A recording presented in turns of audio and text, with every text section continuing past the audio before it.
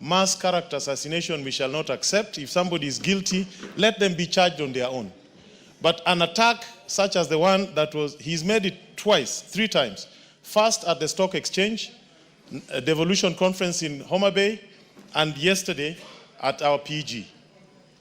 It is so unfortunate that a statement condemning all of us as corrupt extortionists, yet some of us have held the sharp end of the knife to support him, is something that we cannot accept.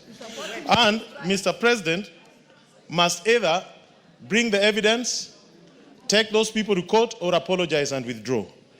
And let me also say something. I'm very happy that Chairman Jailak has read out the Constitution. A lot of misinformation and reading of the law upside down happened at our PG yesterday. The allegation that the Senate has no power to oversight the county government has now been debunked. Article 96, sub-article 3 of the Constitution is clear on that. Let me also debunk a few things on the NGCDF. The national government has the power to establish special funds to discharge its functions. And under Article 6, the national government can devolve its functions to the sub-counties, which form a constituency. In a presidential system such as the one we have, there is nothing wrong by the national government having NGCDF as its own fund, funded from the shareable revenue allocated to it. In any event, even if we don't have the NGCDF, the funds for the NGCDF will not be taken to counties. The counties will not receive it.